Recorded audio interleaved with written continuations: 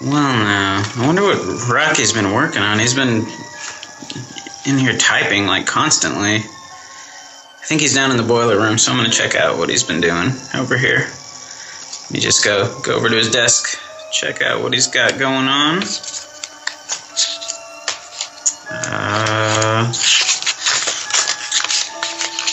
Jesus Christ, this is... Oh my God, this is like 300 pages of notes. This dude has written like 300 pages of notes. This is insane. Holy shit, he's like obsessed with this Halloween show or something. Alright, this is creepy. So how do you like it? Oh, Rocky, hey there. I thought you were down in the boiler room. Hey man, this is like 300 pages of notes that you've taken just for this Halloween show. It's right. It's a little excessive, isn't it? Like, well, you know, obsessive maybe. Well, you know, we got to be ready, so I just kind of thought, why not be prepared? Yeah, man, I know, but I mean, we normally just like wing it pretty much for everything. This is kind of creepy. You drew a picture of me, like a drawing of me, like naked. Yeah. On this page. Well, I got kind of bored with the Halloween episode. I wanted to put that in there, but then after that, it was right back to work. So. Oh, okay, I see that. Yeah, I see that now. Actually, even so, dude, it's. Well, I'm sorry to cut you off. I just wanted to ask, like, when do you want to record this thing? Because I'm really anxious to get started on this Halloween episode. I mean, dude, I know you've been super excited about this Halloween episode, but I mean, we need to get Rodrigo to a hospital, like fast. Something's wrong with Rodrigo. Listen, Ty, we both agreed that we were going to be the winter caretakers of this hotel, and we took Rodrigo along. And we signed contracts that we were going to do the Halloween episode here, and we were also going to take care of this place all winter long. And now you just want to get Rodrigo to a hospital? Yeah, dude, it's our friend Rodrigo. We need to get him to a hospital. I need to get him down to Sidewinder. I mean, the show is important, but Rodrigo is more important. We need to get down to Sidewinder. He needs medical help, like, now. So you're concerned about Rodrigo. Are you concerned about the Halloween episode? I mean, I'm more concerned about Rodrigo, man. I love Halloween as much as you do, and I love our Halloween episode, but I mean, Rodrigo comes first, man. What's going on? Things have changed. You've changed. Oh, Ty, this is just so typical, man. I mean, like I said, we've signed this contract. I have put my name and the owners of this place have put their trust in us to do this, and now all of a sudden you want to just go off and just leave, and I don't know, Ty, what's happened to you, man? I don't understand it. Hey, Ty, why are you holding the bat? I'm gonna go, okay? You just need to let me go. I'm gonna take the snow machine, and I'm gonna get down to Sidewinder. Put down the bat, Ty. Back up, dude. You better stop coming at me.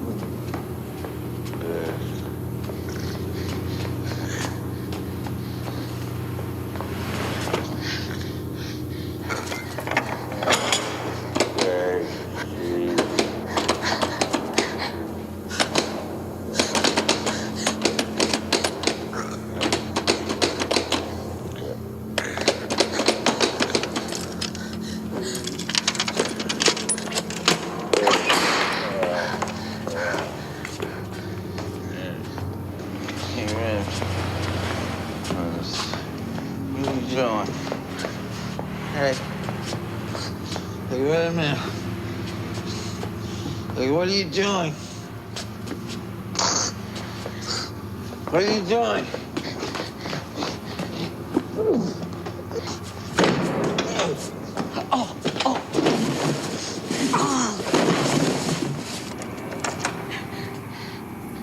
Hey, wait a minute. Come on, Ty, let me out of here. Rocky, I'm sorry, dude. This is the only thing I can do. I have to take the snowcat. I gotta get down to Sidewinder with Rodrigo. Listen, Ty, if you let me out of here, we'll forget about the whole damn thing. It'll be like nothing ever happened, okay? It's too late. Something's gone wrong. Something's wrong with you, Rocky. Don't you understand? Something has changed. This place is affecting you. Oh, Ty. Ty, you got a big surprise coming to you. I'm sorry. What do you mean? Ty, the Halloween episode's already started. Why don't you look around and check it out? Oh my God.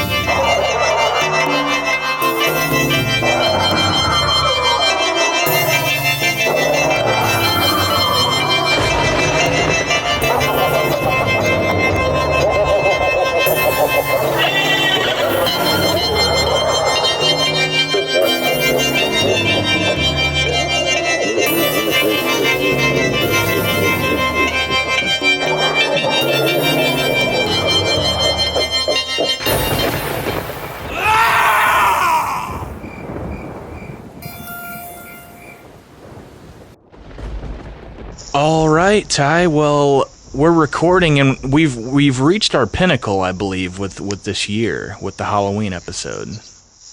Yeah, dude, we really have. We're back to square one, back where we started from, full circle. And I feel like this is sort of like the entire CSP year revolves around the Halloween episode. It's definitely my favorite, at least. This is like our new year. This is like our Chinese New Year. This is like our new fiscal year. Exactly. We can just start. We kind of throw the books to the side. We erase whatever we done, and this is a fresh start for us. Oh yeah. That's good, because the last year was getting pretty dull. I'm glad we get to start over now. It's getting pretty lame, but here we are with CSP's Christmas, basically, is what it comes down to. This is our Christmas. CSP's Halloween special is our Christmas. That's a very good point. Well, I got some rough feedback yesterday. I led a tour to Frankenstein Castle. I think we talked about this last year. Okay. I went to Frankenstein Castle, which is the castle that Mary Shelley supposedly got her inspiration for Frankenstein.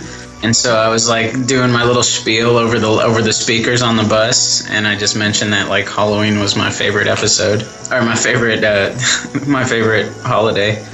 And I got a little negative feedback from a few ladies who were like, "What about Christmas?" Like, it wasn't even like funny feedback. It was like actual, like, "What's wrong with you?" So you're telling me these people were touring Frankenstein's castle, and they gave you negative feedback when you mentioned Halloween was your favorite holiday?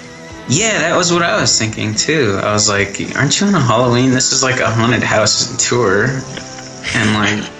Yeah, but whatever. That's crazy, man. Christmas sucks. Halloween is where it's at.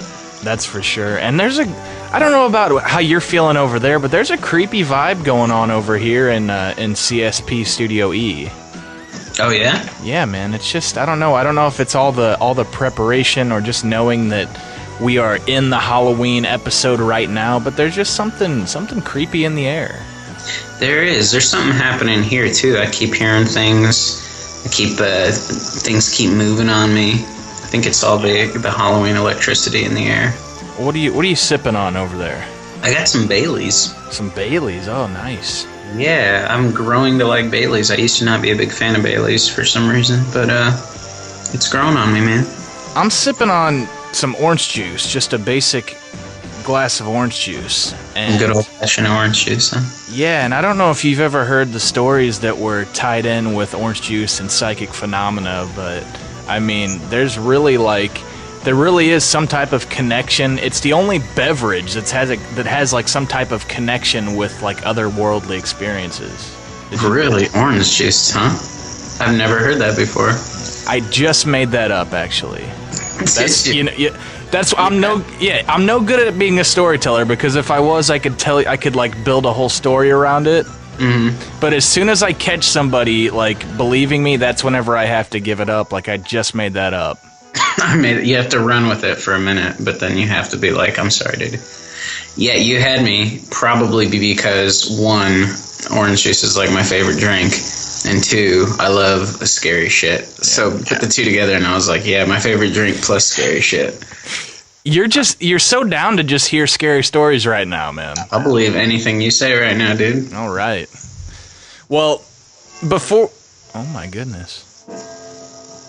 You hear that?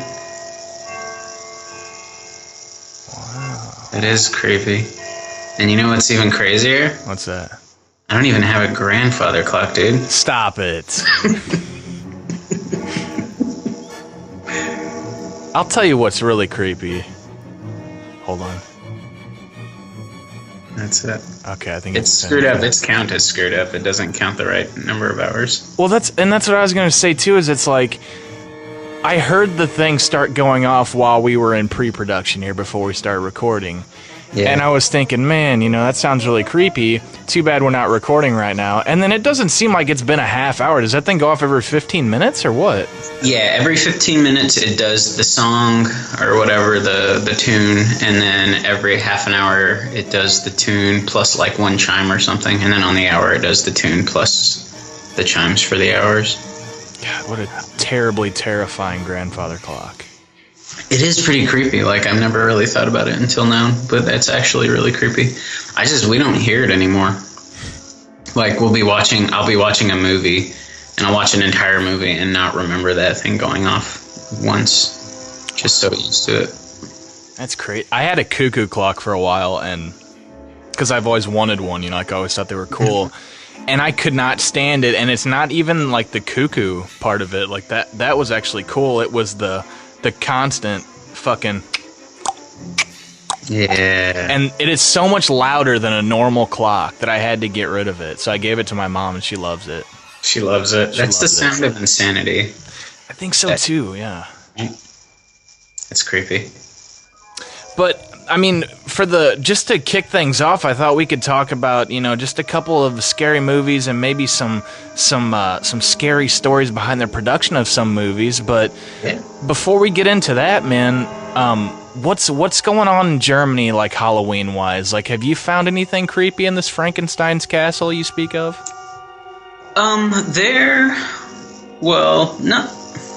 It's like a huge festival, actually, that we were there for. It's a party/festival, and they just have this awesome, like, huge loop around the bottom of the castle, like, outdoors that you walk, and it's just got tons of, like, so many performers and, like, so many creepy scenes.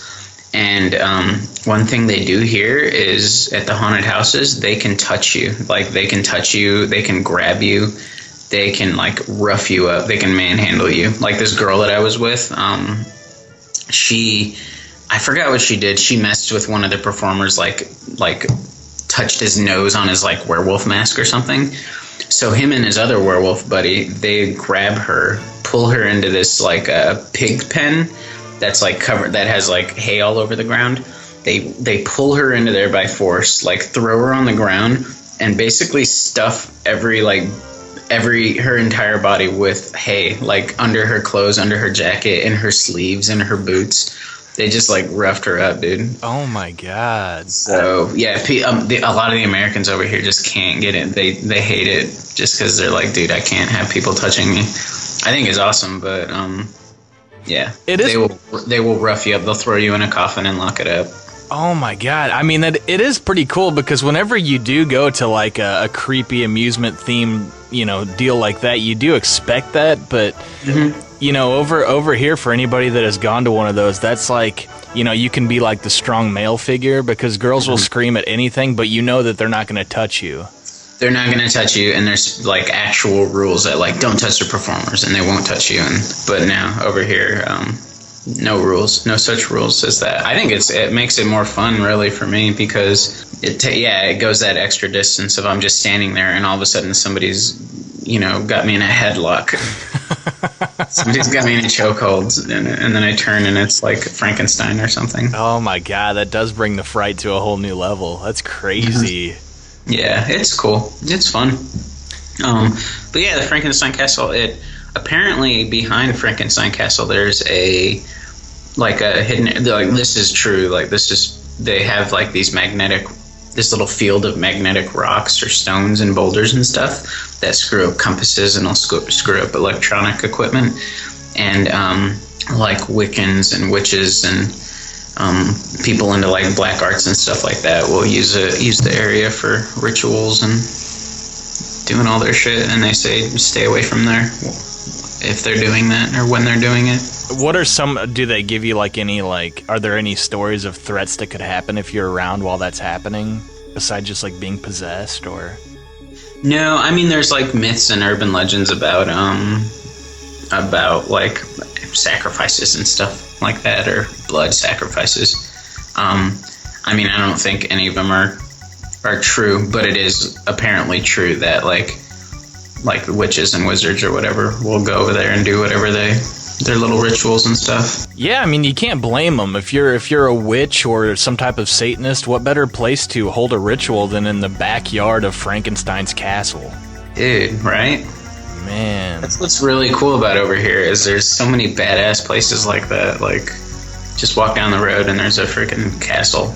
So, I mean, I know that the Germans are crazy for their Oktoberfest stuff. Are they just as crazy for Halloween? Like, or does that just like sort of make everyone sad because it's the end of October?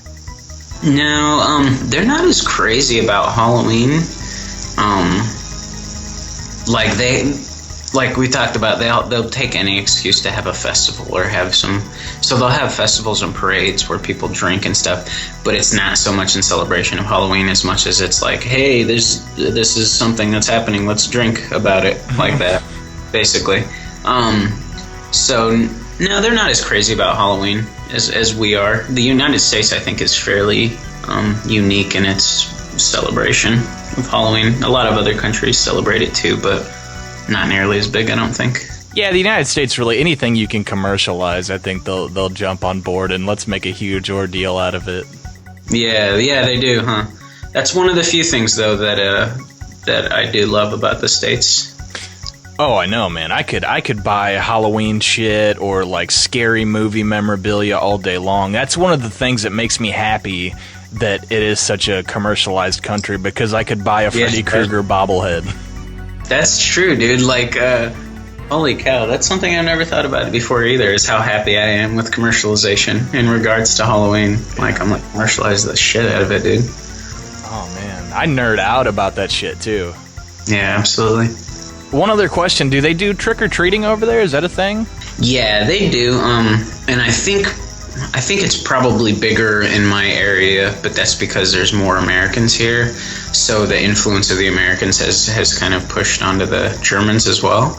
So they do a fair amount of trick-or-treating around here. But I think the further away you get from where Americans are, the less popular it is. I mean, they'll still have their festivals and stuff and parties, but yeah.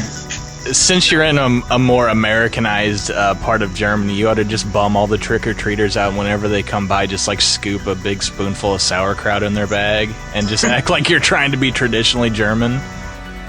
Yeah, right? That'd be awesome. You're the awkward American trying to be traditionally German as possible. Mm-hmm. They would probably be actually really into that. Drop a sauerkraut in there and a little bit of bread or a beer. Oh my god. Just pour beer all over their head. Oh, shit. Well, Halloween episode, Ty, what spooky movies have you been watching of note that you feel like talking about? Yeah, I kind of started making good on my my promise to watch some classic scary movies. I watched Nightmare on Elm Street, the original, and really liked it. Yeah, I remember talking about that in previous episodes, and I guess you weren't really as much of a Nightmare fan as you were like a Friday the 13th kind of person, or... Yeah, in general, I've never liked, like, I kind of unfairly lumped Nightmare on Elm Street in with other slashers that were coming out then. That's what it was, okay. I've never been a big fan of slashers, for one thing, so Halloween, Friday the 13th, I've never really watched them. I've never been that interested in watching them. And for some reason I lumped Nightmare on Elm Street in with those. I don't know why. But I watched it. I really liked it. I thought it was really cool. It had a lot of really original ideas for when it came out. Oh, hell yeah. Now, was this the first time you actually really sat through and watched the whole thing? Yeah, I'd seen bits and pieces growing up, for sure. But I'd never sat through the entire thing ever. So, and then some things were such a part of, like, popular culture, like knowing about, when the girl gets pulled out of bed and she's sliding up the wall and onto the ceiling, like that's just a part of pop culture. Everyone, kind of knows those images, but no, I'd never sat through it. Wow, that's mind-blowing. That was my childhood, I guess, because I had older siblings that were really, like, the next youngest to me is my brother, and he's 10 years older than I am. Mm-hmm. So whenever my mom would work nights, my sister would want to watch fucked up shit like Nightmare on Elm Street, and yeah, it terrified me as a child, but I loved it at the same time, so I pretty much grew up with that. Mm-hmm. And have you watched any of the other Nightmare movies? Like, no, I'm gonna continue with them. I know they apparently get pretty bad, but yeah, it's gonna go downhill from here. Like, you're at the peak, man. Yeah. But the good thing about it is it does sort of slowly go downhill until you're at Nightmare 5. I think Nightmare 5 was probably at the lowest point. Mm-hmm. It's kind of cool. If you watch Nightmare 2 for the first time, that's actually known as it's got like so many gay innuendos in that movie. They call it like the gay Nightmare on Elm Street. Gay Nightmare. That's awesome. And whenever you watch it back, there are so many gay innuendos. It's really crazy, man. All right, I'll have to check it out. Yeah, I'm gonna definitely keep going. But yeah, I liked it. There was a lot of really cool original ideas, and really like watching that scene really straight through for the first time, where she's getting attacked in bed and she's sliding up the wall. That was badass. Yeah, that was pretty cool. It's truly a scary movie. Still to this day, it holds up as a scary movie. Yep. The scene that would always freak me out was whenever Nancy was in class and then she just saw like the body bag being drugged down the hallway. That was creepy. That was super creepy. Yeah. So yeah, and just in general, the idea of like falling asleep and then having these nightmares and dreams that can blend with reality, and you can bring things back with you from your dreams. And yeah, good movie. Glad I watched it. That one led to a lot of sleepless nights for me as a child. Oh yeah. Let's see, I also watched Halloween straight through for the first time, and that one I'd never watched through. I'd seen like bits and pieces of scenes from other movies or TV or something every now and then. But yeah, another one I really liked. I could kind of see where you're coming from with that. It's almost like, you probably felt like you've already seen it just by all the hype and all like the, all the shit that you've seen about it already. Yeah, I don't know. It's just slashers, man. They never did it for me. And I was kind of putting a big net over all slashers, whereas a movie can just be good, regardless of what it's about or, what kind of scary movie it is. Right. Well, yeah, I don't know why. I think I saw Texas Chainsaw Massacre too young or something. And I was just like, I was like watching like people be horrible to other people. I was like, I don't like this at all. Not only that, but that's kind of a hard watch too, just that movie in general. It's not the best shot movie, it's just kind of a hard sit through. Yeah, it is. So But Well, yeah. I try to use the judgment that I use is if it's a movie that is still being talked about for 30, 40 years, there must be something good about it. You know what I mean? Yeah, definitely. And there is something good about those. They're both really original, well-made movies. So I plan on going back and watching Halloween and Halloween 2 on Halloween night. Those are the ones I'm saving. And if you haven't watched part 2 yet, have you? Have not, no. Okay. Part 2 is basically like a continuation of part 1. So it's, if you would watch them both back to back, it's like one long movie. It's supposed to start up right where part 1 left off. Oh wow, that's cool. Yeah. Okay, I'll watch that then. And Definitely. Halloween 3 was completely different. It was like they sort of tried to, they wanted to just like kind of take the Halloween name and make it like an anthology. Like, hey, not every Halloween has to have Michael Myers. Let's make a different story. Yeah, because I know I used to watch one of them when I was growing up because they always used to play it on some movie channel or USA or something. And it was the one with the little girl. Was that 4? 4 and 5 had the little girl. Okay. Yeah. So that one I used to watch. And is there one with where they're in a hospital? There's something about a hospital too. That's part 2. Okay, so I think I have watched it, but I was really, really young, so I don't really remember it then. A lot of good stuff, man. The Halloween movies also go downhill, but I think that's how it is with every franchise. By the time you get to fucking Jason Takes Manhattan, it's like they've just run dry of ideas.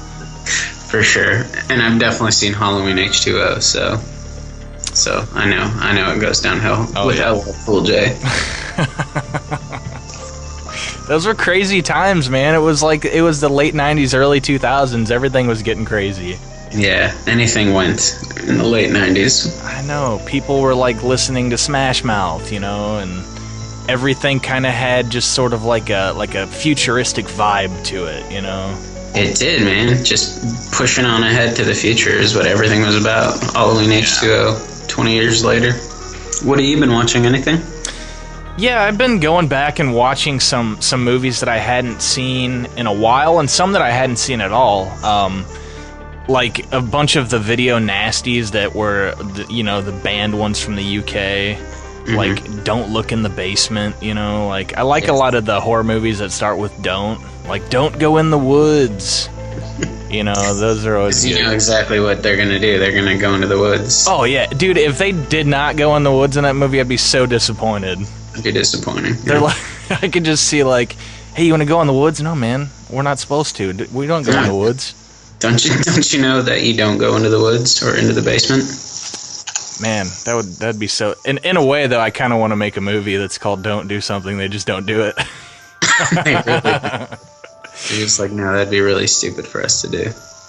But I did watch a movie that I wanted to bring up to you, and if you were to look at horror movies as like a band, and they had released several albums, this movie that I watched would be on one of the albums that no one really liked, and it would be one of the deep album cuts from that album.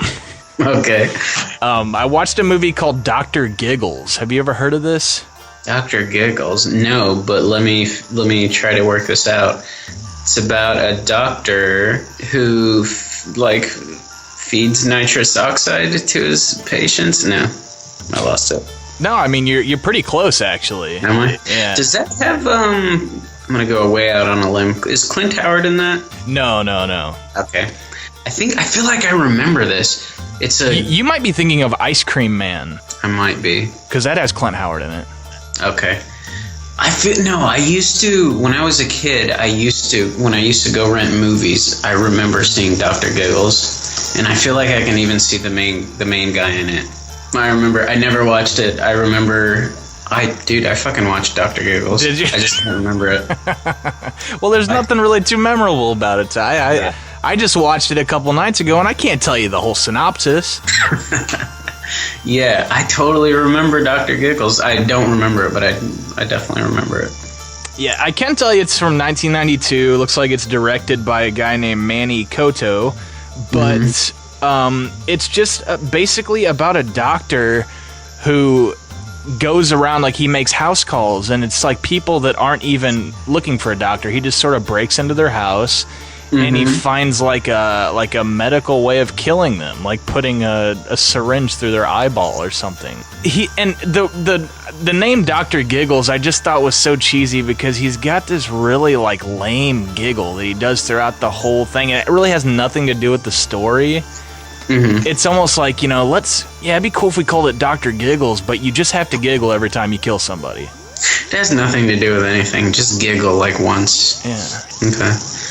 Yeah, actually, that dude's face is like imprinted in my brain between that and Darkman. He does have a strange face, and I didn't know this until I watched Dr. Giggles, and I was able to put two and two together, but he was in that episode of Tales from the Crypt. I think it was one of the first episodes where he played the deranged the deranged Santa Claus that breaks into the lady's house. He escapes from the mental institution on Christmas Eve, and he dresses up as Santa. Yeah. All right.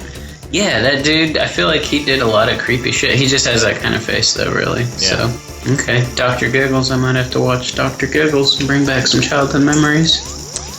And I watched another 70s flick that's called Let's Scare Jessica to Death. Really? And, yeah, man, and it's, it sounds like it's going to be like a cheesy movie, but it's really... kind of a cool movie, man. I would highly recommend watching it. It's basically about a lady that gets haunted by these voices in this house, and she ends up going crazy. But it's all 70s vibed out. It's a good watch. Okay. It's uploaded in completion on YouTube. Let's Scare Jessica to Death, full movie. That's one of the great things about the shit that we're into is people just want to give it away for free because normally to the masses it's really no good, It's no good. There's probably nobody even left who could make money off of it. Yes. Yeah. So, yeah, it's up there. I will definitely watch that. Okay. Awesome. I found a whole playlist of just, it's called, Awesomely Craptastic or Full Free Craptastic Movies on YouTube. And it's 50 long of just awful old horror movies. Are they public domain? I don't know. I mean, they must be. I mean, some of these titles, Spaced Invaders from 1990, Frostbiter, Legend of the Wendigo. Oh, Jesus.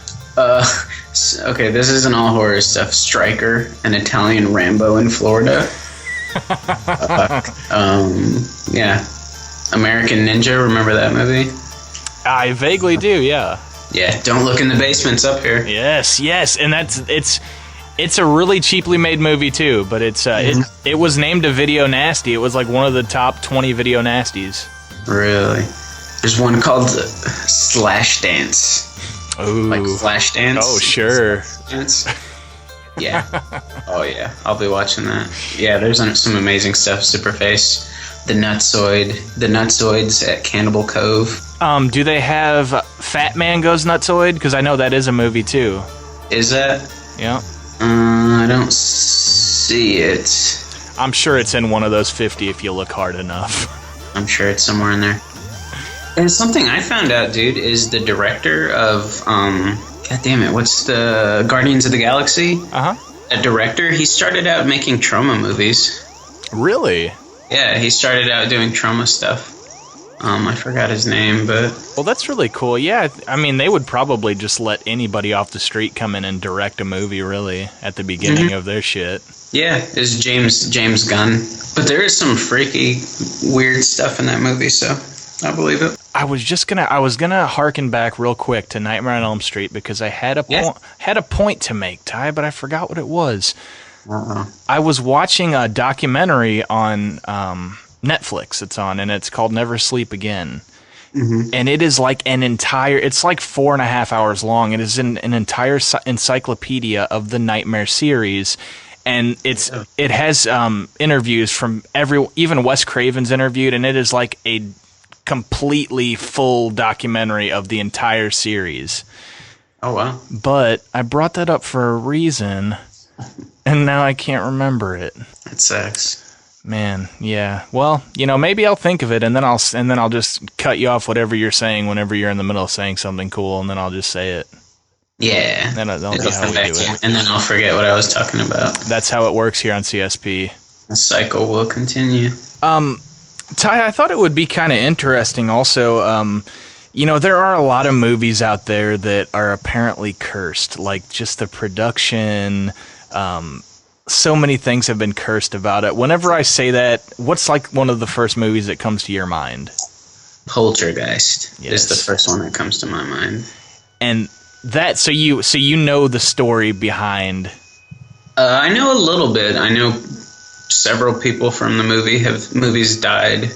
The main girl, Carol Ann, she died, and then her older sister was like murdered in like the early 90s or something, or late 80s by her boyfriend. Yeah. And I don't know if there's anything else, but yeah, I remember that. Well, I took a couple notes because I was reading up on some of these cursed movies, and a lot of them are just complete bullshit. The Wizard of Oz. That's all kind of been debunked, like the Munchkin killing himself, all that shit. So I skipped over a lot of the ones that I thought were kind of dumb because, you're reading it and they're like, and this actor ended up dying mysteriously at the age of 89, which was weird. It's like, whatever. But the notes I did take on Poltergeist was it was rumored that they used real skeletons for the famous pool scene. Really? And the claim for that was the foam latex used to make the skeletons did not look aged, and they needed to bake them to make them have that sort of aged look. Fake bones melt in the oven, so scientifically donated skeletons were used since real bones held up against high heat. Oh, wow. I could believe that. That was a creepy-ass scene. And those skeletons look pretty real. Yeah. Okay. And you were definitely right about, I guess her name was Dominique Dune. That's the older girl. She was strangled to death by her ex-boyfriend, which is crazy. Yeah. And Carol Ann died tragically. She had an undiagnosed intestinal blockage that caused a septic shock and cardiac arrest. And it was after the third Poltergeist film was released, so she was like really young, man. She was super young, yeah. She was like 12 or something. Yeah, that is sad. A couple other deaths that happened. The Native American that was in it, his name was Will Sampson. Mm-hmm. He is a real-life Native American shaman, and he actually tried to exorcise alien spirits from the set on the second film, and he died soon after due to complications from a kidney transplant. Oh, wow. And another star of the second movie, Julian Beck, quickly succumbed to stomach cancer. And then ending the Poltergeist tragedy, Oliver Robbins, who played the other Freeling sibling in the first film, he was almost, I repeat, almost, killed when a possessed clown malfunctioned on the set. Oh, whoa. So that's crazy, man. That is crazy. Yeah, I did hear a lot of crazy shit happen on those sets, too. Interesting. Yeah. A lot of my favorites, too. Is it? I haven't watched that in so long. I love Poltergeist. I think it's a fantastic movie. Not just a good scary movie, but just in general, like a really good movie. And that's a Spielberg flick, right? It wasn't directed by him. It was produced by him. He was heavily involved, and I think he did like some filming for it and stuff. But it was, who was it directed by? It was directed by Tobe Hooper. Oh, from Texas Chainsaw Massacre. Yeah. Okay. Written by Steven Spielberg. Okay, yeah, because it had elements of being like a scary movie, but it also had kind of just like that magical aspect of a Spielberg movie. It really did, right? Of the movies of the time that were going on, like I think that's why I love it so much, is because I love it had that same feeling as like the Goonies or E.T. or that early 80s vibe to it. Well, if you're interested, I have two more movies that I thought were just kind of strange enough to bring up that, maybe they are cursed in some way. The next one after researching that I found was Rosemary's Baby. Oh, okay. And I find it strange that mainly a lot of the movies that are cursed are horror movies to begin with. So that's kind of funny, but That's true. I haven't heard any like stories about like Made in Manhattan or anything. right, exactly. And Okay. also, a lot of times whenever something bad happens on a film, I've noticed that they try to make it seem as bad as possible. Like, there was one movie, I forgot, it had Dean Cain in it, but one of the curse things was that Dean Cain's career went downhill after the movie. That was definitely supernatural. Yeah. So I've shaken his hand before. I think we've talked about that at the St. Louis, the Comic-Con or whatever. Me and Ann, our friend Ann, went, and we were just walking around, and Dean Cain was standing there looking at his own action figures. oh man, he wasn't just wandering around trying to hide behind a desk like he was supposed to be there. He was actually allowed to be there. Yeah, he's allowed to be there. He didn't sneak in. All right, right on, man. I only really remember Dean Cain from Ripley's Believe It or Not when he hosted that show for a while. That's right. He did do that. Yeah. Yeah, I don't think I ever watched anything he was in. Maybe probably besides that, I just saw a shit ton of previews and promos for whatever he was in. Or I'd be watching like old episodes of Taxi or something, and an ad for whatever his Superman show would come on. That's what it was. It was the Superman franchise that was apparently haunted, and that was just another one that they tagged on, was that Dean Cain's career went downhill after it. Yeah, I don't think that's supernatural at all. Yeah, no, it's funny though. So just a brief synopsis for those who have not seen Rosemary's Baby. It's a great movie, but it's obviously a film by Roman Polanski. It's the story of Rosemary and her wife moving into a new home, and her hubby is an aspiring actor who will sell his wife's womb to Satan in order to be successful. A couple just notes that I took down that were kind of strange, not necessarily cursed, but just kind of bad things that happened was Mia Farrow was served divorce papers from Frank Sinatra while on set. Really? Did you know she was married to Frank Sinatra? I actually just read something about that like a couple of weeks ago. I did not know that before then, though. And also, I mean, this is more just Roman Polanski being a dick, but Farrow was a devout vegan, and she was forced to eat raw liver on camera. So that was... Yeah. But once the film wrapped, however, there seemed to be some evil still hanging around the cast and crew. Producer William Castle, who claimed the movie was cursed from the beginning, was plagued with terrible gallstones. So that's never good, Ty. It's the gallstone ghoul. The composer Christoph Kamita died of a brain clot the same way one of the characters dies in the movie. And of course, the most famous reason the film is thought to be cursed is from the famous Manson family murders. Mm-hmm. Polanski was married to Sharon Tate. She was hosting some friends at the house in the Hollywood Hills. Polanski was in London at the time. It was the night of August 9th, 1969, which August 9th is my birthday. Ooh.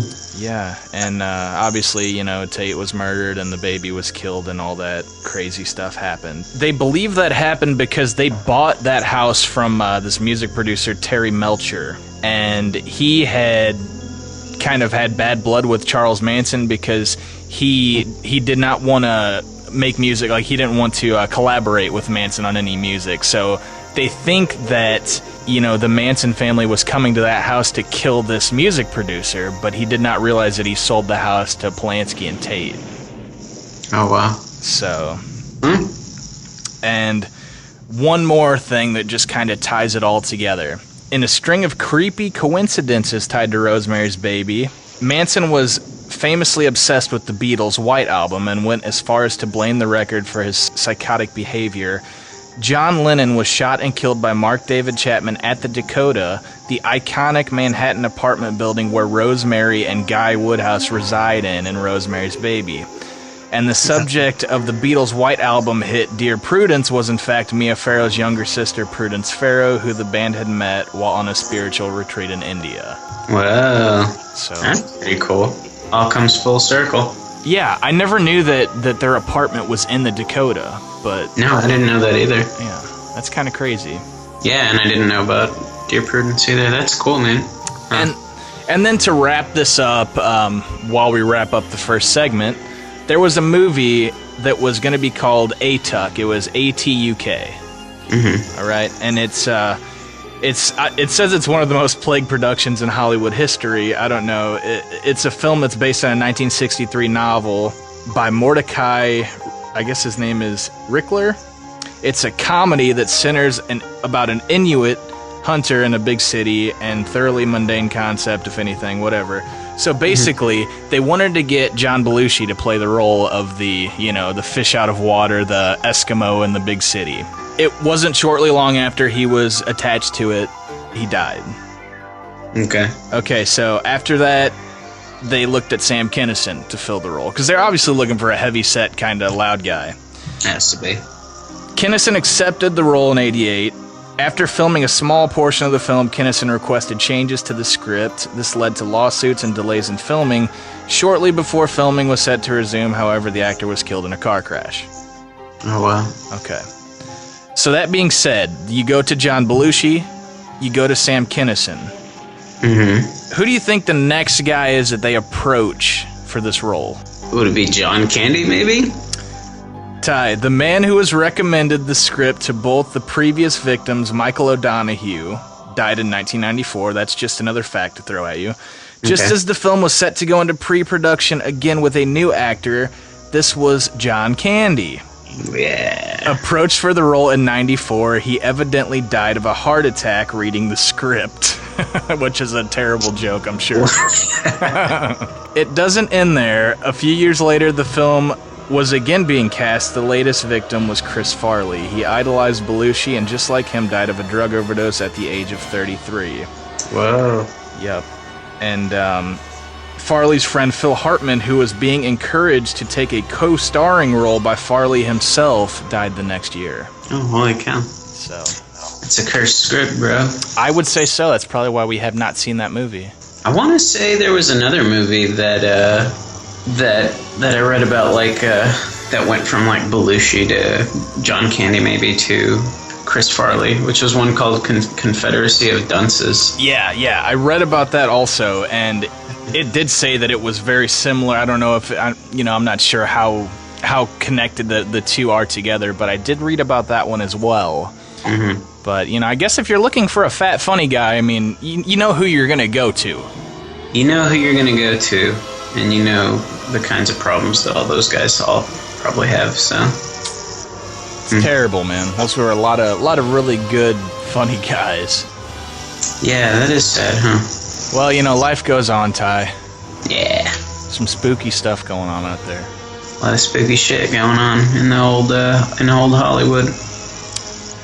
Well, I think if you're up for it, we can take a spooky break here. Yeah. And we can end this segment. And let's come back and talk about some creepypastas, man, because those, I don't know about you, but those really cut to the core of me.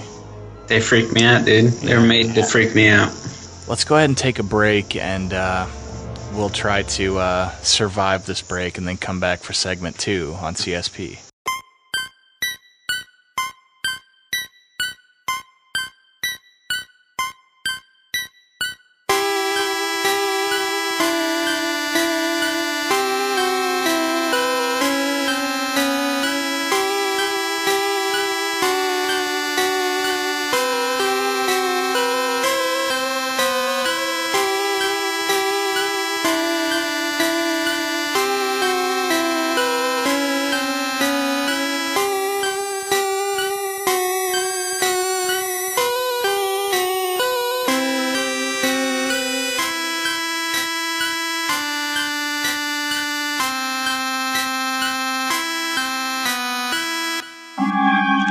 It's just a farmhouse and looks pretty innocent from the road.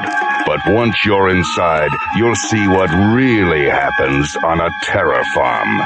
Invasion of the Blood Farmers. Still alive. Coming in the dead of night. Coming to plant the living and harvest the dead. Are you strong enough? More raw terror, more stomach-turning shock than you can take. Therefore, we warn you. Don't eat before you see Invasion of the Blood Farmers, and you'll have nothing to lose. They plant the living and harvest the dead. Invasion of the Blood Farmers, released by NMD Films, in color, rated PG, parental guidance suggested.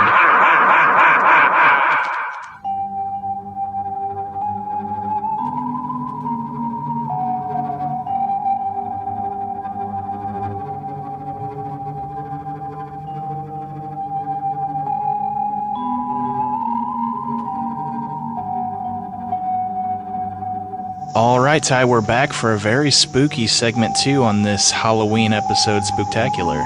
Spooky, very spooky. I think it's going to be even spookier than the last one. Man, the last one was pretty spooky, but I think you're right. I think we're gonna take the cake on this one. I top it for sure. Yeah.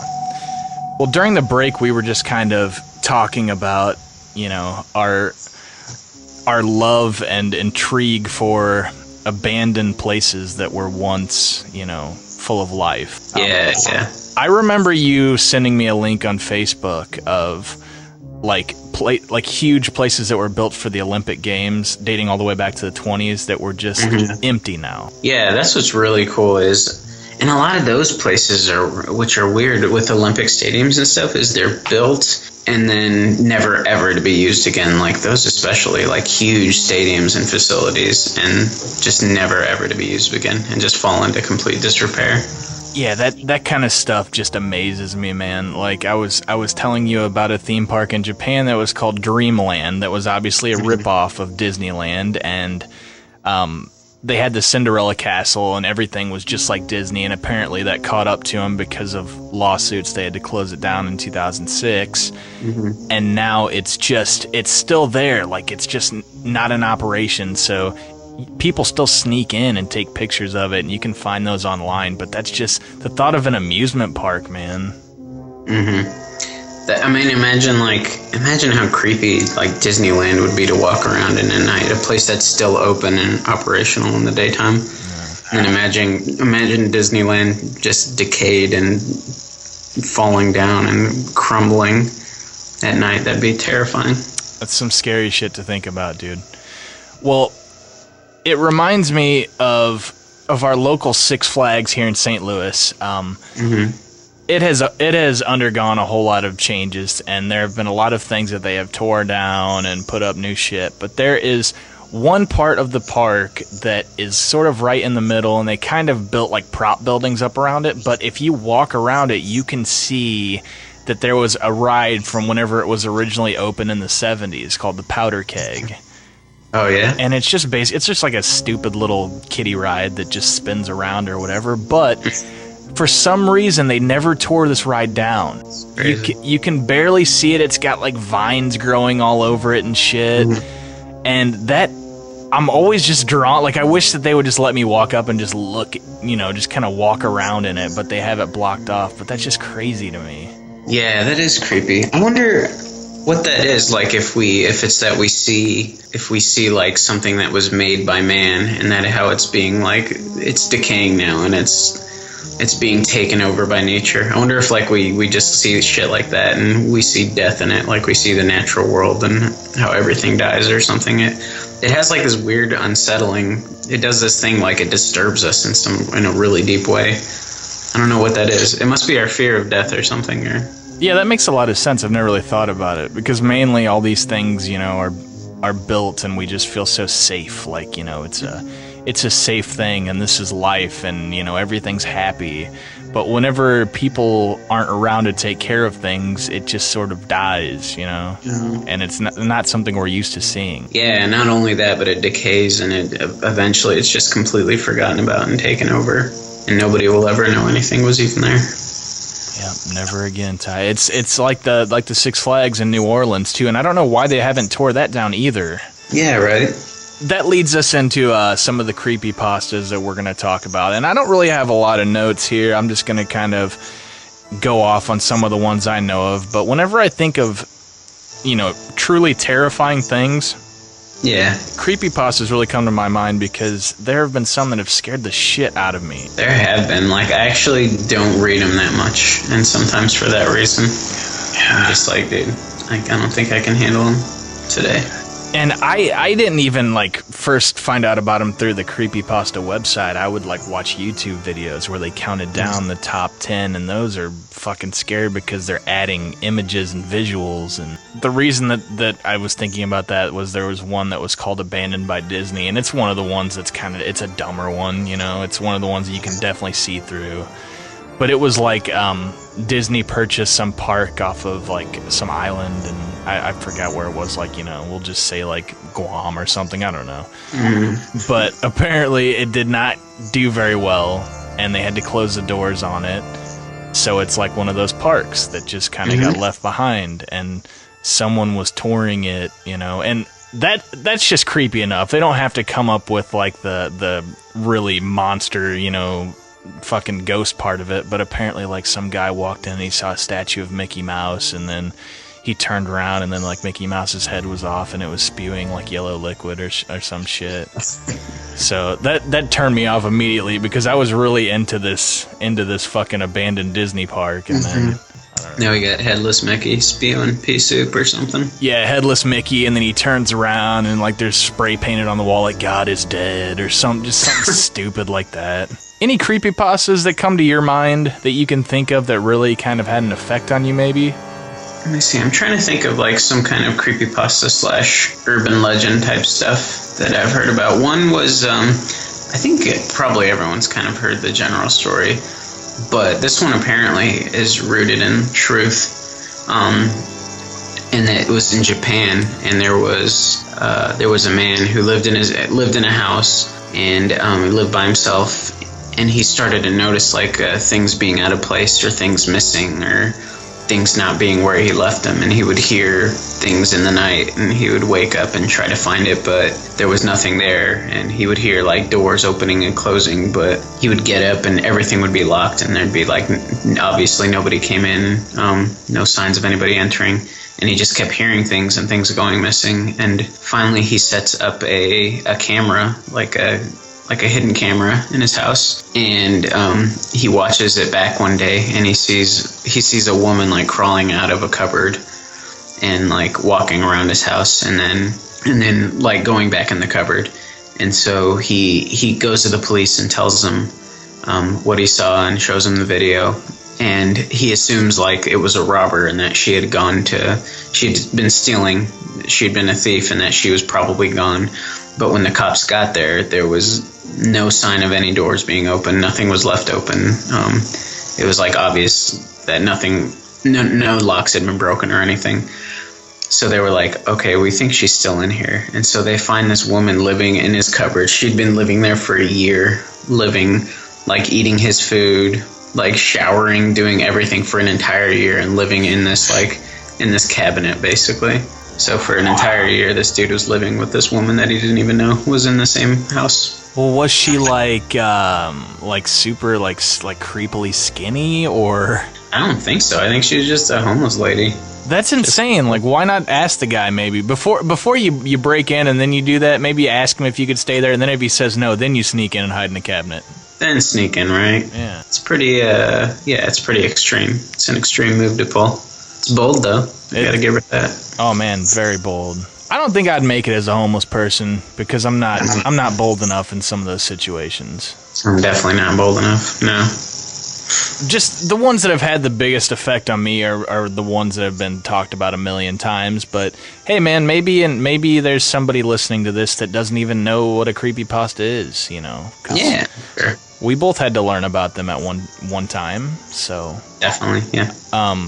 I guess just the basic idea is it's sort of like horror fiction that goes on the internet, but you know, some of it is kind of dealt with in a realistic way, like it comes from a true story. But I feel like that's the case for a lot of them, is they try to make it seem as real as possible. Yeah, they do. The definite goal of creepypasta is to disturb you as deeply as possible. One of the ones I remember is, I'm sure you've seen it too, is the Moriana Mordegard Glesgorv. I don't know if I've seen that one. Yeah, it was a YouTube video of like this little Mexican man that sort of looks like Pedro from Napoleon Dynamite. Okay. And it's a really like eerie picture. Like the entire background is red and it just looks like a hellish background. And then in the corner there's just this man with like a little pencil thin mustache and he's just staring at you, but the video's going, so his head kind of moves every once in a while. And then the video is like a minute long. Mm-hmm. And then as it gets towards the end, his face kind of starts to turn into like a devilish grin.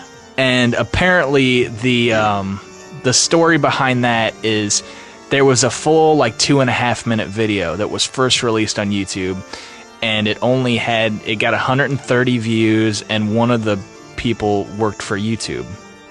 And they sat through the entire 2.5 minutes, and by the end, people went insane. There were suicides, that kind of stuff. So after that, YouTube, they cut it down to like a minute or whatever the video is now, and they tried to make it seem like there was never an extended version of it because, they didn't want to get hit with any, responsibilities of deaths. Holy cow, that's terrifying. That kind of shit freaks me out. Just like a creepy person just staring at you. Yes, I know. And the video, I mean, you can find it.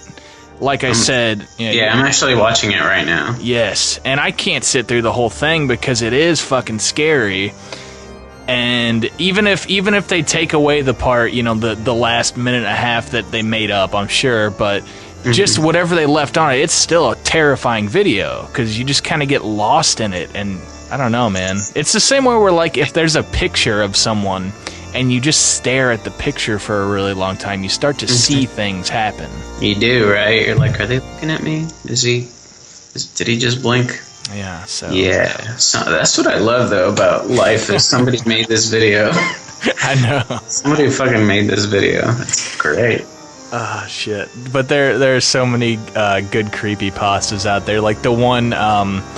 it's called Username 666. It's another YouTube one. I'm sure you heard of that. I've heard of that one. Yeah. Yeah, it's like if you type 666 in YouTube, or youtube.com/user666, nothing will happen. Then you hit refresh 75 times, and then the background will slowly start turning red, and then hellish, and then a video will pop up. And then if you click the video, of course, you'll get a crazy virus on your computer, and then it'll die. It's a curse against your computer. Yeah. Evil. So I was reading about some scary but true type of urban legends. Another one I read was about a Russian woman who she had a heart attack. And this one is a true story. I forgot her name. Is like Fagiala or something like that.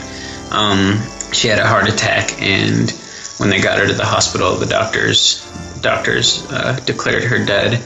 And so her family decided to have like a really quick funeral. So like the next day they were in the chapel and they were having the ceremony, and she woke up right in the middle of it and like burst out of her coffin. And then when she realized that she was at her own funeral, she had a heart attack and died. No way. Yeah. Oh my God. This one I'm sure is a true story. They had a picture of her and everything. But yeah, just woke up and was so shocked to be at her own funeral that she had another heart attack. I would be pretty shocked too, man. Yeah, it'd be a shocker. Did you say, did it give like a date or like a year when that was supposed to take place? I think it was like the 70s or something.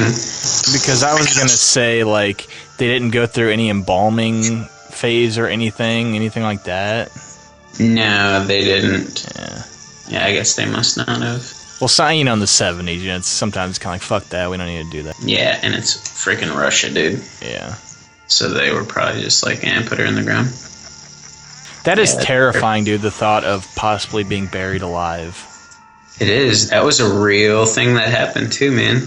It was like, I don't think it was extremely common, but it was like such a real fear that they would like install when they were burying you in like the 1800s. they would install like a pipe that led directly down into your coffin, so that if you were buried alive, like somebody might be able to hear you, you'd be able to scream, and people would be able to hear it and see which coffin it was coming from. No way. Yeah. Or like there were doctors who, when they would die, they knew how common it was. So they would be like, when I die, it'd be in their will or something, like, when I die, open up my veins and make sure I'm actually dead. Yeah.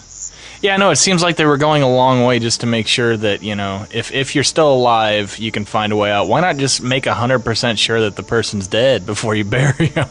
Yeah, let's go ahead and do that. I know, like, way back when like, sailors would bury you, or military would bury you, when they were stitching up your cloth, they would do the last stitch or through your nose, like it would. So this, like, they would put you in a cloth and then stitch it up, and they would put the needle through your nose just to make sure, because hopefully if it was sharp and painful, then you would wake up. And so yeah, I guess that was a real fear back then. I'm so happy that happens every 15 minutes, man. And Yeah. it doesn't have to wait like a half hour. Yeah, it's really adding to the atmosphere, I think, right? Oh. Yeah. Yes. Yeah. Oh, we love it here on the Halloween episode. And I'm sure that you have heard of the Russian sleep experiment.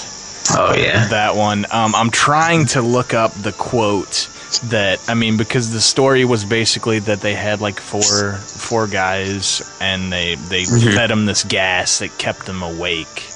Yeah. And after, I forgot how many days, it was after numerous days of being in this chamber, they tried to give them oxygen. They didn't want oxygen. They wanted the gas back. And then they started like ripping off their flesh and pulling out, body parts, all kinds of weird shit. And one of the officers came in and shot one of them immediately because they were just being like animals. But he spoke to one, and he's like, "Who are you?" Like, he asked him like that question. And he had like a whole speech that he gave. Yeah, I forgot what it was. I know, like, they were trying to give him sedatives or something for sleep, and they just didn't want to go to sleep. I found it. Here are the last couple lines. So basically, the officer pointed his gun at the last remaining subject, still restrained to a bed, as the remaining members of the medical and research team fled the room. "I won't be locked in here with these things. Not with you," he screamed at the man strapped to the table. "What are you?" he demanded. "I must know." The subject smiled. "Have you forgotten so easily?" the subject asked.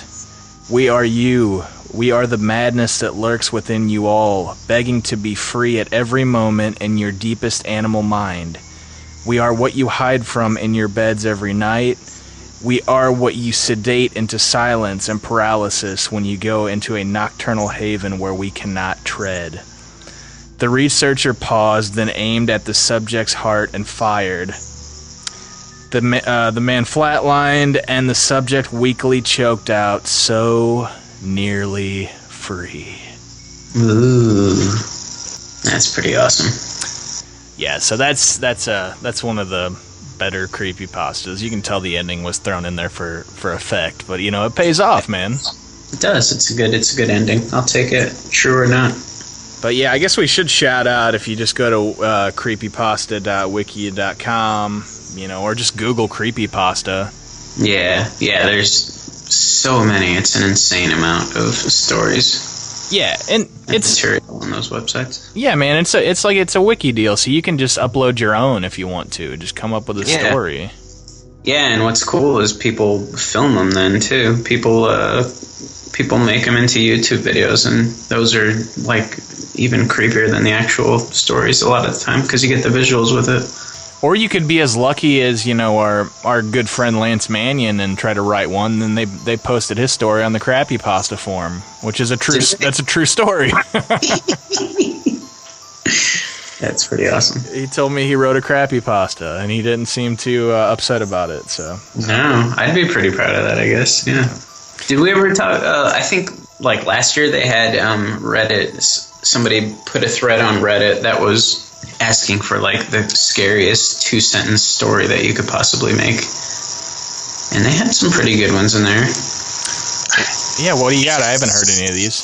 Okay, one that was creepy was I begin tucking him into bed, and he tells me, "Daddy, check for monsters under my bed." I look underneath for his amusement and see him, another him, under the bed, staring back at me and quivering and whispering, "Daddy, there's somebody on my bed." Oh shit! Wow, it's like a parallel universe. There's some pretty good ones here. The last thing I saw was my alarm clock flashing 12:07 before she pushed her long, rotting nails through my chest, her other hands muffling my screams. I sat bolt upright, relieved it was only a dream, but as I saw my alarm clock read 12:06, I heard my closet door creak open. Man, that sounds like something that Kenny would post on Twitter. It really does, man. Yeah, it does. Yeah, it does. Jeez. Let's see. A girl heard her mom yell her name from downstairs, so she got up and started to head down. As she got to the stairs, her mom pulled her into the room and said, "I heard that too." There was one that I read that was called I forgot, it was something about a phone, but it was a guy two teenagers were making out, and a guy received a phone call or a text message that said, "What are you doing with my daughter? Get your hands off her." And he's like, "Oh shit, your dad just texted me and told me to, not be kissing you." And she's like, "My dad's dead." and then I think it was just called "Who is Phone?" Who is phone? Yeah, so I don't know where it was going, but I guess the backstory was a little creepy, but Super protective dads from the grave. yeah. But like I said, these all sound like tweets that I could see Kenny posting out, dude. He posted one the other day, and I'm trying to look it up because he has like the craziest shit that he posts, but some of it is just like insanely brilliant. Yeah, he's pretty fantastic with the old tweets and the old Facebook statuses. Okay, so this one, and by the way, you can find him at @mini_killer. What if jihadists are really just terminally ill people who are afraid to die alone? Oh wow! Oh, that one's just sad and wow. Yeah. That's a good one. Yeah, no, he's got so many awesome. He could just like write a book of these stupid little sayings, because he has this other one that I had to retweet too, and it's, "Sometimes I just want to wake up and make all the same mistakes that got me here, only then they wouldn't be mistakes, more like on purposes." Yeah, he's a unique mind. He is a unique mind, and yeah, man, he's a great guy. There's one more creepypasta that, I mean, there are several that you can find, like fucking Suicide Mouse.avi. You've probably seen that one. Like all the lost episodes, like Squidward's suicide and fucking creepy. Yeah, Bart Simpson's death, and just all these weird whatever. So I encourage you to check them out, but be prepared to be freaked out. But there is one that I was actually reading before we started this podcast, and I'd never really checked it out before because it does look pretty daunting. The video on YouTube is like an hour long, and there are just several fucking pages to read online, because it seems that the original poster keeps giving you updates, and so it's pretty... It's pretty cool. So I'm just going to read it for just a little bit here, just to kind of tickle your ass with a feather, and then encourage you to maybe go check out the whole deal on your own. Oh, yeah. Yeah? But the creepypasta is just entitled 1999. Okay. And apparently this kid was in kindergarten at the time, and just the thought of that year brings shivers down his spine. And just to paraphrase the first couple paragraphs here, basically, he was a huge Pokemon kid, so he would try to watch Pokemon in the afternoons, but his dad would be watching, like the news or some boring adult show that was going on. So he wasn't able to watch Pokemon until that was over. So his dad gave him a small black and white TV with rabbit ears that he could catch maybe like the last couple minutes or whatever. He was scrolling through the channels, and he came across a channel. Let me see. It said it had 20 channels available on the TV, not including the channel that Pokemon was on. Okay, so that is a pivotal fact. He could not watch Pokemon on this TV. I recall I didn't care, though. I was just thrilled I had my own TV in my room. After surfing through channels, I came into conclusion that only Channel 2 was worth watching, so I watched it for a while. It wasn't for another few months until I discovered Channel 21. One day in April, I was flipping through channels trying to see if Pokemon was on. This kid was relentless with Pokemon. I pressed Channel 21 into the remote, hoping there were more channels, and to my delight, there was. My dad was surprised too, but he let me watch it because it seemed like it had kids' programs on. The channel was called Caledon Local 21, which was the name of the city in Canada where he was from. Okay. And later I found out it was indeed broadcasted from the town of Caledon, Ontario. The shows I saw on Caledon Local 21 looked poorly made. I never understood what was going on in them half the time. However, as I grew up, every time I thought of the channel, I realized more and more how messed up the shows were, and I asked myself, what the fuck was I watching? The following is a list of shows and episodes I remember seeing on Local 21, and I remember such detail even disturbs me. But I guess things like this just stand out in your mind for a while. There were only 3 shows I could find on the channel, probably because the channel was only operational between 4 p.m. and 9 p.m. So then he goes on to just put dates where he first found all this stuff. So April 1999, there was a show called Booby. And this was his first introduction to Booby. It was Booby Episode 6. The title was Together. I recall Booby was a show where the characters were simply live-action hands, no puppets or anything, just hands. The show featured a hand named Booby who found himself in a new situation every episode. The show was only 5 minutes long and looked like it was shot in front of a damp, decaying wall, with the hands always on the table, with a red tablecloth. Very low budget. This was the first episode I watched. The episode began with Booby trying to get ketchup out of a bottle. It actually showed him beating himself against the bottom of the bottle for a good 3 minutes. Finally, another hand came up and looked at Booby. Together, the hand said, and it began beating the bottle as well. So that's pretty much the episode.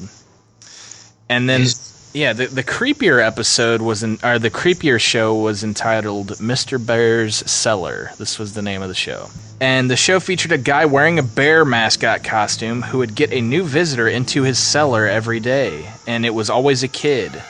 The show was filmed with a camcorder and not a very good one either. The police asked me a lot of questions about this show. Yeah. This episode started with Mr. Bear sitting at a table playing checkers by himself. I didn't recognize it at first, but the table was the same one from Booby, Ty. The same table. The same table. Clue. Yes. He sat there playing for a bit until there was a knock on the door, blah, blah, blah. A new child came in, young boy about my age. Anyways, it starts getting weirder and weirder. We skip ahead to July 1999, when it's still going on.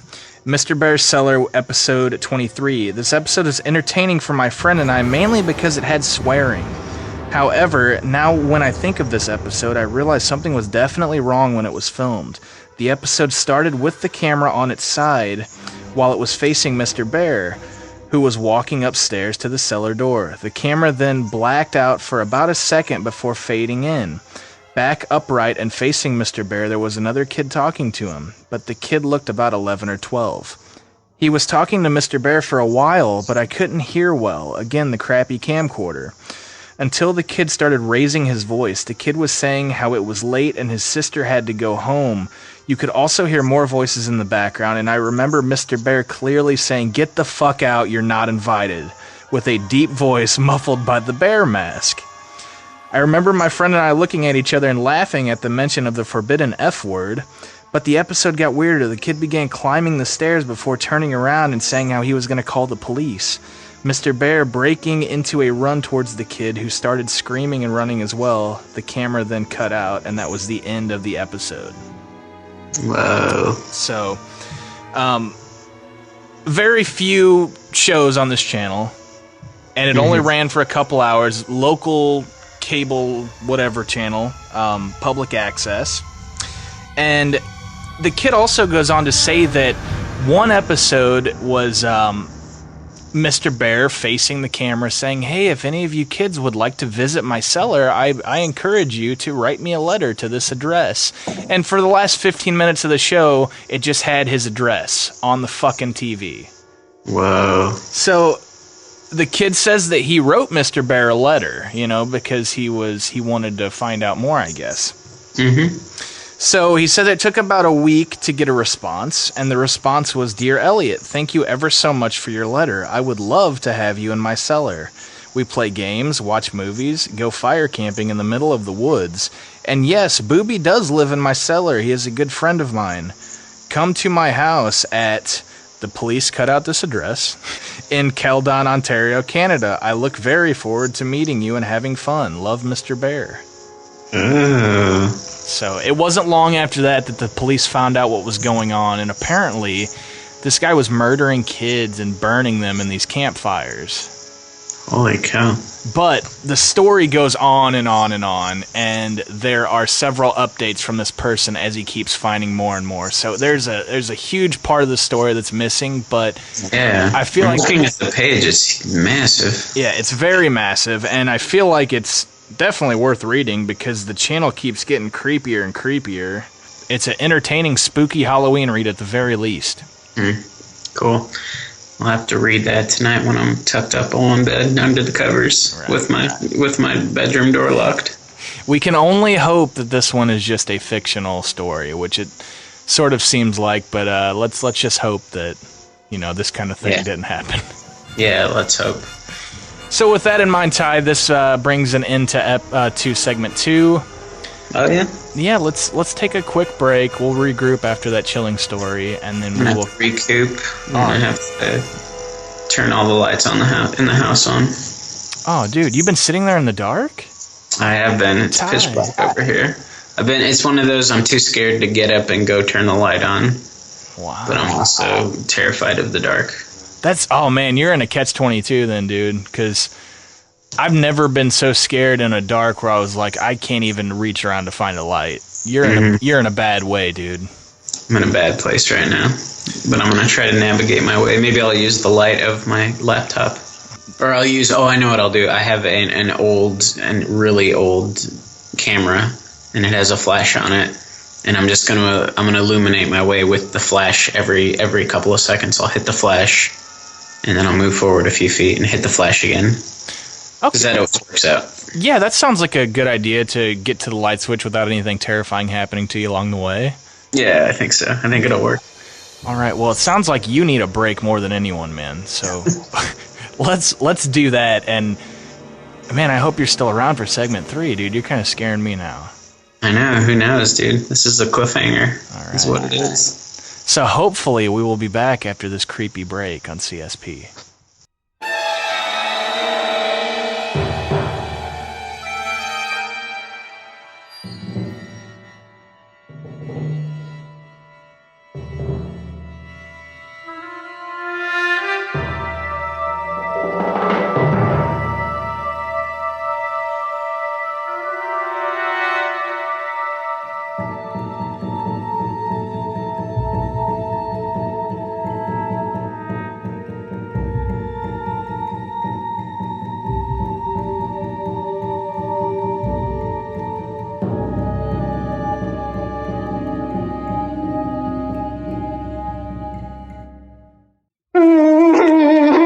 The most terrifying form of evil is that which lurks within the human mind. This is Asylum, the incurably insane. Asylum, the ultimate in horror.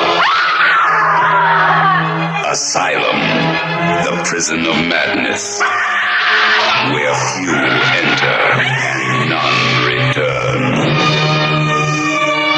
Asylum, filled with stark raving terror, from Robert Bloch, author of Psycho.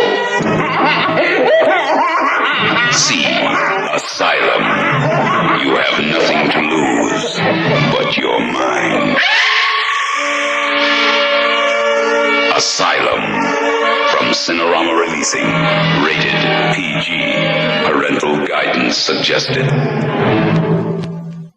Terror from under the house. It is in the basement of your home. You can hear it, and soon you will see it. Terror from under the house. Warning. Free. Free with every ticket. You must accept free screaming teeth of terror as a warning that terror from under the house might just scare you to death. Hemisphere Pictures presents Terror from Under the House. You may never go in the basement again.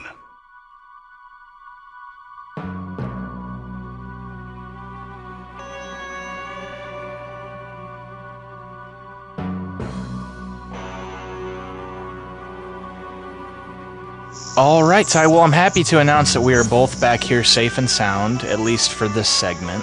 And let's just hope that nothing too terrifying happens until we get to the end of the show. I know, that's all we have to do is make it to the end of this show, and I think we're home free. But I don't know, man. Got some creepy shit lined up for this segment. I know, man. I'm almost not even looking forward to it because I feel like my 6-year-old self, like I really want to be scared, but then whenever I am scared, like I feel like, oh no, I've gone too far, like I've seen too much, you know? Gone too far, and you're gonna regret it with every part of you until you fall asleep. And not to mention, if you remember from the last episode, I do have a 7-foot-tall Jason Voorhees staring at me as we're doing this. It's really, I'm Halloweened out over here, brother. You are, dude. You're asking for trouble with that statue, homie. Because you're gonna wake up one day and he's gonna be on the other side of the room or something. Oh my god! You know what? We went and saw Annabelle, and that's what I told the girlfriend. Man, I was like, because it was the night that I brought this Jason Voorhees home. Yeah. And we saw Annabelle, and I was like, oh my god, what if he's like facing the wall whenever we get home? That's my nightmare. That's absolutely my nightmare. And if my girlfriend was smart, she would just come up and do that and then just deny it because I wouldn't believe that she would go that far to do that. Because I think that she's scared to touch it, you know? If she did that, I would flip my shit, man. Yeah, for sure. Ugh. Hey, have you been indulging in any Halloween candy? Do Germans have any worthwhile candy over there for Halloween? They don't really have anything special over here as far as candy. No. They still have Kinder eggs, which were like banned in the States. It's like chocolate eggs with the like toys in the middle or whatever. I mean, they have a lot of badass chocolate over here. That's for sure. Oh, I remember sort of like the Wonder Ball, I think it was called whenever we were kids. Yeah, it was kind of like the Wonder Ball. But then, of course, they have so much good chocolate over here. Like, I'm never going to be able to eat. Like, it sounds really stupid. You wouldn't think there'd be a difference. But I don't know if I'll ever be able to just buy it like a Hershey bar ever again. Yeah. Even now, like, if I go into a store and I'm like, I want some chocolate, and I'm like, Hershey or this awesome shit that was made like 100 miles away. Can you get like a Butterfinger, though, too? Do they have that just like in Germany? Yeah, they have, I don't know about Butterfinger. I don't know if I've noticed. They have they got the main stuff. They don't have the deep cuts over here, but they got the Twix and the Snickers and the Three Musketeers and that kind of stuff. I don't think they're going to go I don't know if they'll go as deep as the Butterfinger or the Crunch Bar. I don't know if they'll go that deep. Definitely not a place you would look for a Fifth Avenue bar or something like that. No, I don't think so. Dude, I've been reading, apparently, just today, I just happened to stumble on an article, and this is out of France, and apparently, I don't know what's going on if some, like, call was put out on social media or something on Facebook, but they're having a problem right now with people dressing up like clowns and threatening and even, like, assaulting other people sometimes. Wow. Like it's like a wave going across the south of France right now. Yeah, that sounds like a huge problem. It's a bit of a problem. Holy shit. So it's sort of like the UK story, except these are like violent clowns. Yeah, they are. It sounds like only a couple have been violent, and the rest of them, it sounds like they arrested some that had like fake baseball bats and fake weapons and stuff. But there was one dude who actually did attack another guy with a crowbar, with an iron bar. Okay, so there was some video published on YouTube showing the prank, and so I think it's just a prank that people are kind of trying to get in on or something. But yeah, they're just like roving around the southern France, just freaking people out, basically threatening them. Man, I didn't know there were juggalos in France. That's crazy. France loves ICP. That was the first thing I thought of whenever you talk about clowns like roughing people up. I automatically think of juggalos. That's probably what it is. It's probably just the juggalos. What do they call their gatherings? The gathering, is that what it is? The gathering of the juggalos. Yeah, they're just gatherings nearby, and some dude's just tripping balls on mushrooms. Just happens to stumble out. I have to bring this up. Like a few weeks ago, I was listening to Howard Stern, and he apparently just learned of the juggalos. And they were playing clips of like people in the parking lot being interviewed or whatever, and all they really had to say was, like they're all pissed off, but they don't know why they're pissed off. They just don't give a fuck. That's just all it is. And they're talking about how they just want to beat people's asses. They don't give a fuck, whatever. And Howard's like, why aren't we sending fuck sending out troops? Why aren't we sending like juggalos, to take care of ISIS? Like, what would be creepier than like men coming at you in clown costumes? Like, even ISIS would be like, holy shit, man. They'd be like, the fuck, dude, I'm not into this at all. There's a pretty amazing documentary on it's on Vimeo, I think. I'm sure it's on YouTube, but it's called American Juggalo. It's just like 24 minutes. And it's just this dude went into a gathering and just interviewed juggalos and stuff. It's actually like really a beautiful kind of movie, like beautifully shot. And then it makes you almost like the juggalos. You're just like, oh, they're just these fucked up people who have a community that they can be fucked up in. Yeah, man. I mean, I've never understood the culture. I've never understood the ICP music, but in a way, it's kind of, you can kind of get sort of jealous of them because they're all like, it's a brotherhood, man, and they're all like, together. It's crazy. Yeah, it's a complete brotherhood. So yeah, made me feel a little sympathetic towards them. Well, I guess I also had sort of it's sort of an urban legend around the St. Louis area, and even more so the Southern Illinois area where I grew up. And if you look online, you can read all about this, and I think it is also one of the top 10, scary urban legends in St. Louis. But it's called the Seven Gates of Hell, and it is in the back roads of Collinsville, Illinois. And basically all it is, and you can look up pictures of all 7 of these, and they're really creepy looking. They are just basically railroad bridges that were built, and then they just stopped using them. There are several stories as to why they're haunted. Some of them say that, it was used by the Ku Klux Klan to hang people. And then others say that, satanic rituals and animal mutilation, all kinds of shit. But either way, it's on like a desolate part of town, and just in general, it's just creepy. It's got creepy vibes to it. But I got a little article that I pulled up here. It says, and this story sounds a little far-fetched too to me because it throws in a different aspect, but the legend's origins change depending on who you ask, and as information is scarce in printed form, most information has been gathered by word of mouth. One of the commonly repeated legends of the Hellgate origin is when the bridges were constructed, a man by the name of Harold B. visited each construction site shortly after construction began. The few people who talked to the man, clad all in black and dressed like an undertaker, say his voice had a certain chilling effect, and he spoke in a dialect unfamiliar to them. Most conversations involve questions about people working on the bridges. One version of the tale dictates that while inspecting the bridge, a worker asked him what he did for a living, to which he replied with a smile, "I make toys." It's said that he disappeared and was never heard or thought of again until later, when stories that something wasn't quite right with the gates he had visited started cropping up. We'll just let that linger for a second. Oh, yeah, it's heralding the gates of hell. But, yeah, so, I mean, it's just an urban legend. I think it's just a place that looks creepy. They say that if you do, I don't know how you're supposed to do all this at midnight, but if you do, like, if you go through the first gate and then you do it, like, right at midnight, apparently you get through the 7th gate and it like, opens up hell or something, or... Someone called it the world behind the mirror. And the world behind the mirror. Ooh, yeah. Okay. So I thought that was kind of cool. But I like that. Yeah, St. Louis has some pretty cool spooky shit going on, man. Got old Lent Mansion. We got Zombie Road.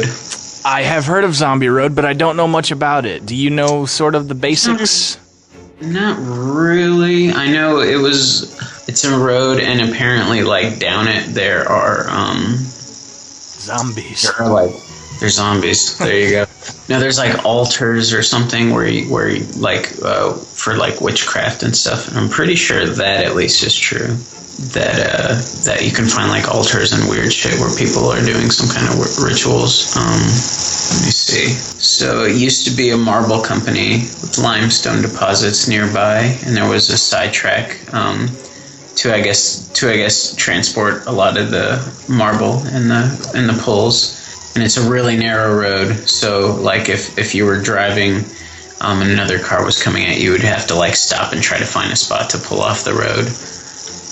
And so in the 50s, it gained a reputation as a local hangout for area teenagers to drink and have party, and it was kind of like a lover's lane. And this is close by, actually, in Wildwood. Man, if it's in Wildwood, yeah, that's not too far away from Studio E over here. I'm going to have to go check that out. I know, yeah, I've kind of always meant to. There's some actually really creepy places out there. Like, I used to drive, like, when I just used to be bored and I'd first got my license, I used to just drive, I'd drive, like, way down Manchester towards Ellisville, and then I would cut down south, like, from Manchester Road, and you'd get into all these back roads, and winding roads that would take you almost to like the Six Flags that's out there. And there's this one road that you go on where there's, like, in a couple places there's barns or like old houses that are right up on the road. Like, if you lowered your window, you could reach out and touch them. Holy shit! They're like abandoned, desolate, like fucking really creepy. And you're like, and the woods are like growing up over the road, and so you're driving and you have your headlights on and bats are swooping in and out overhead. And there was one time, it was actually during the day that I drove, that this happened, but I was driving, and I'd always heard that, like, there's like meth dealers and stuff down there because you're getting into like the backwoods out there. And I'd also heard that there was like, there were like weird little like villages or weird little towns that were like had their own like corner store. Like, all of a sudden you're in this weird little town that's like one road that's lined by buildings and houses. And I was driving, and like you pass this bend and there's this white house on the corner, and I go and I keep going, and then all of a sudden I am in like one of those weird little towns where it's almost like you're in like the 50s in some podunk like lined street that's just lined with like little weird businesses and hardware shops. Like just like a shoe repair shop or something. Yeah, I felt like I was transported to like the 50s, and there was like a few old men sitting on like chairs, like rocking chairs, like out in front and stuff. And I was just like, I got a really weird vibe from the place. Not spooky, but I was like, I feel like this is a place that would hang a black person. Like, that was my vibe. I was like, I feel like I should turn around because I feel like they wouldn't be too adverse to doing something to me. So I turn back around and I'm driving, and when I get back to that house that's kind of on a bend, there's a dude like standing out front, and he like watches me drive by, and I had like the weirdest feeling that he was like watching me for me.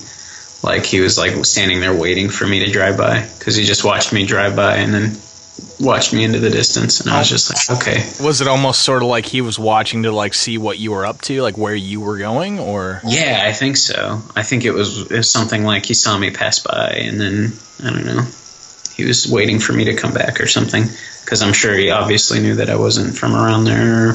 Hey, you're not from around these parts, are you? Yeah, for real.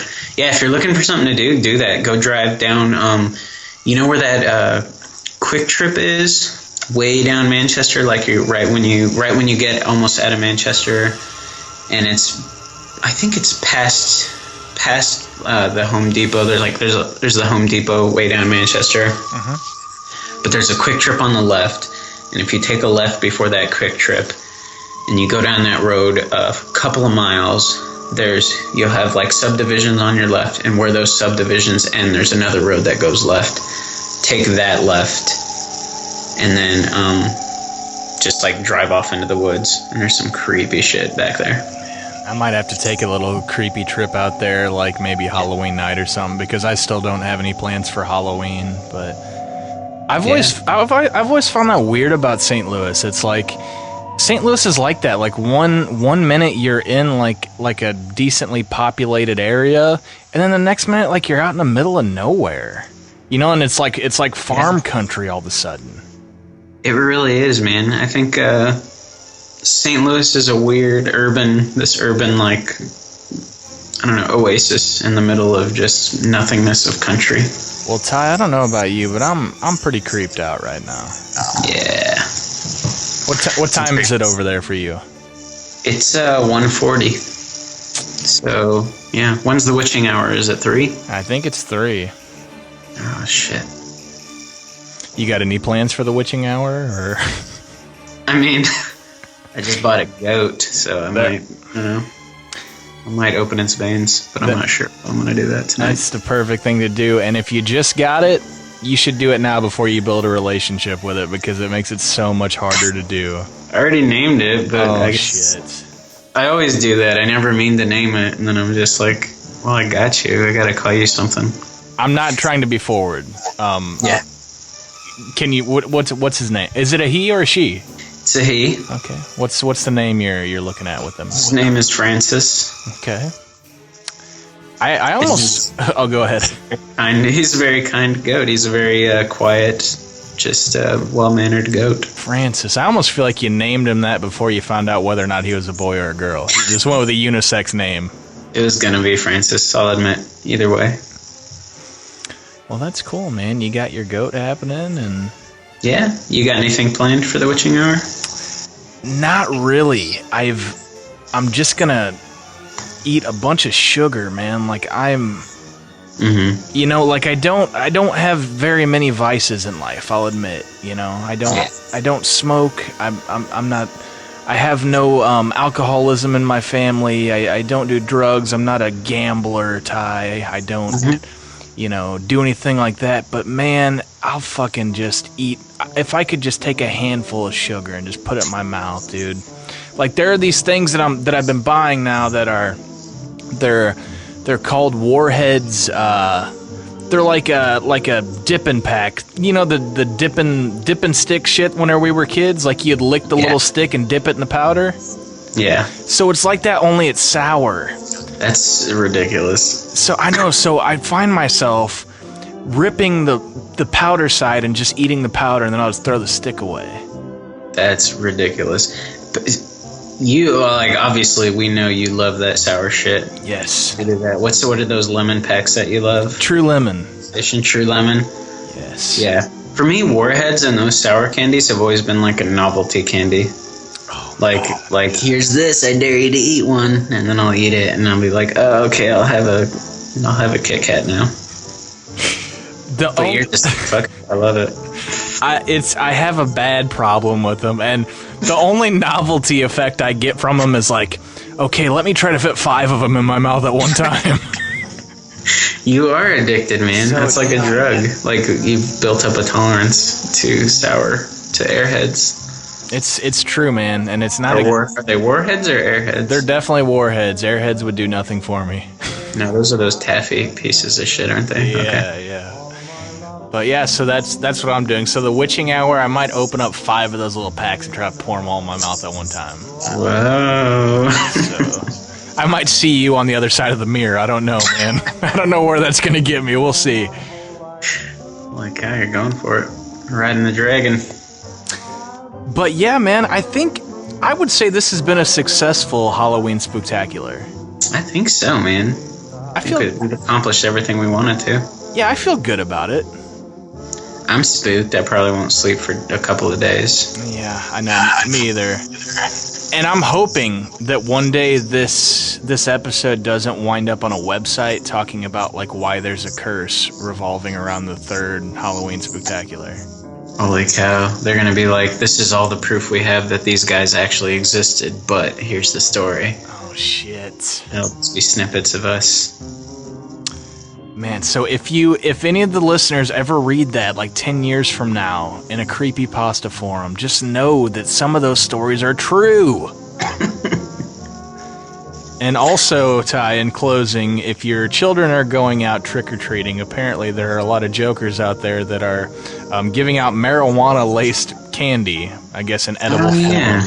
That's awful. I don't know what the fun in that is, really. It's like, oh, now I'm going to sit at home and just think about the kid being high. That sucks. It's retarded, man. At the same time, a part of me, it kind of hopes that I get one of those candies. But for the kids, man, that's fucked up. Yeah, I mean, it would be one thing if they would label it so you would know, so people that want it could get it, but yeah. It's just giving Halloween an even worse name, and I fear that in the years, I mean, I already feel like Halloween isn't like as promoted as it was when we were kids, at least the trick-or-treating aspect. Yeah. And I feel like this is just another nail in Halloween's coffin. No pun intended. Nice. Yeah, that does suck, man. Yeah, I wish it could go back to, like, you've seen Hocus Pocus, right? Yeah. Like Hocus Pocus, that kind of town. I wonder if there's towns like that where the entire town is like, it's fucking Halloween and everyone's out and parties all over the place. Every house has decorations. Yeah, I was just watching Trick or Treat last night. You know, it's a newer movie, but it's just like the neighborhood where kids are just running around and they're just giggling and, you know, everyone's in costumes. That's everyone's awesome. Jaywalking for some reason. Everyone's always jaywalking in those movies. Just running across roads. Little kids running across roads through the entire movie. Dude, if you're a police officer, you should be pleased if that's the only thing going on Halloween is jaywalking, because there's a lot of weird shit that's going to go on probably. Yeah, it's true. But yeah, man, let's I'm ready to close the book on this terrifying episode, and man, I don't want to open this book up again until next year. I don't think so, man. You know what I just thought of? I'm going to celebrate Halloween with the Halloween episode of Pete and Pete. Oh, yeah. Halloweeny. That's what I'm going to do. That's a good one, man. I haven't thought about that. I've been watching Halloween episodes of other shows, but I forgot about how good the Pete and Pete one was. Just throwing it out there. Yeah.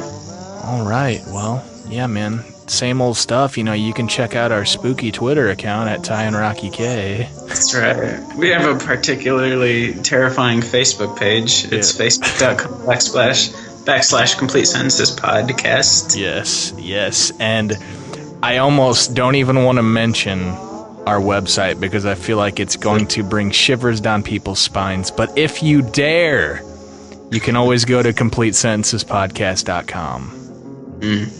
At your own risk, of course. Oh my God, we cannot be responsible for what happens. So Ty, I've had a great time spending Halloween with you here, and yeah, man, I hope that you stay safe there in Frankenstein's castle, and watch out for any like German monsters, because I have a feeling that monsters are still around in Germany for some reason. I think they are. I think there's a lot more fairy tale creatures in the woods over here, so I think they still have that going on.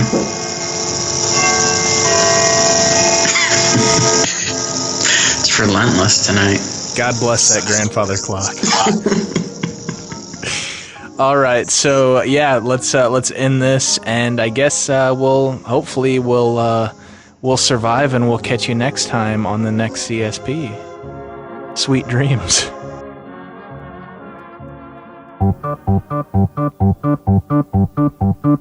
Happy Halloween, Halloween, Halloween. Happy Halloween, silver shamrock.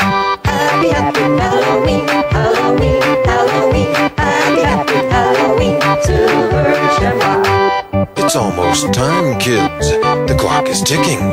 Be in front of your TV sets for the Horror-thon. And remember the big giveaway at 9. Don't miss it. And don't forget to wear your masks. The clock is ticking. It's almost time. Happy Halloween, Halloween, Halloween. Happy Halloween, silver shamrock. Happy Halloween, Halloween.